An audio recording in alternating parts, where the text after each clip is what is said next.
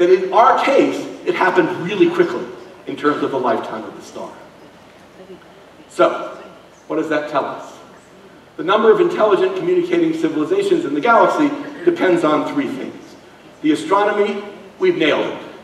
When this equation was written down in 1960, we didn't know any of those four terms. And in my lifetime, all of those have now been determined. It's about 0.15 habitable planets per year. Biology, we have just one example. But we know that the raw materials are always there, and it happened really fast. The sociology is, to me, the most uncertain. How long does an intelligent communicating civilization, which we have only become in the last few decades, exist before exhausting the resources of, or in otherwise destroying the planet, or at least the civilization and the species which it created?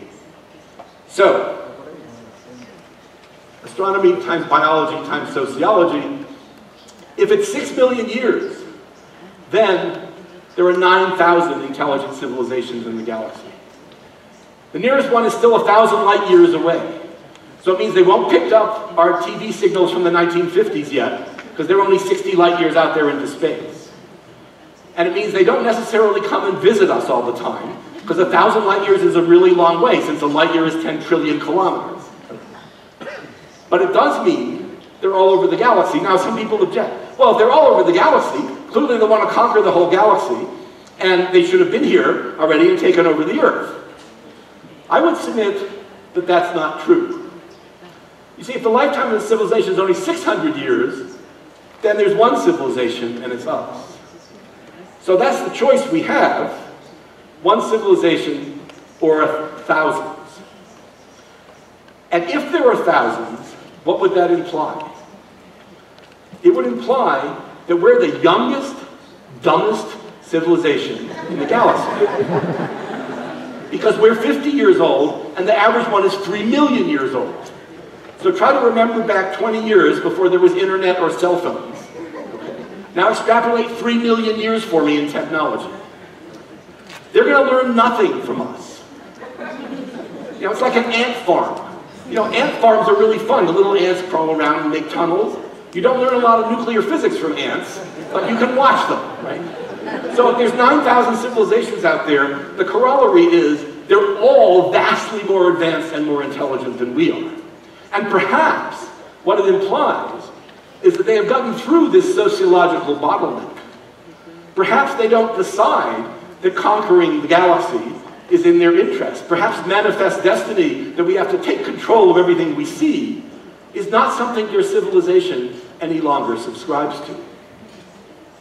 We live out here in the boondocks, where that little arrow is, of our galaxy, rotating around about once every 240 million years. There are 100 billion other stars in our galaxy, and more than 100 billion other planets. In the 17th century, the great Dutch polymath Christian Huygens said this in responding to Galileo's discovery of the vast number of stars. How vast these orbs must be, and how inconsiderable this Earth, the theater upon which all our mighty designs, all our navigations, and all our wars are transacted is, when compared to them. And then he concluded as follows, with a message that would be worth repeating today. A very fit consideration and matter for reflection for those kings and princes who sacrificed the lives of so many people, only to flatter their ambitions of being masters of some pitiful corner of this small spot. You still have the Earth over there? Yeah, very good. Imagine you're going to spend your life and 100,000 lives to take over 5% of it. Seems pretty pathetic, doesn't it? So the answer is here. N is, depending on your choice, of 600 years for an intelligent civilization or 6 billion years. In the first case, we're alone. In the second case, there's 9,000 civilizations, and we are the babies of the galaxy. It's important to remember I've only been talking about our Milky Way. It looks like on this picture, what's in that little square there? A galaxy of 100 billion stars. But of course, that galaxy has 100 billion stars too. It's just much farther away, so they're harder to see and they're fainter. It turns out that there are 10,340 more galaxies in this picture alone. each with 100 billion stars and a couple 100 billion planets. And it takes 17 million more pictures like this to cover the sky. 600 years ago, Nicholas of Pisa speculated on the possibility of life in the universe as follows.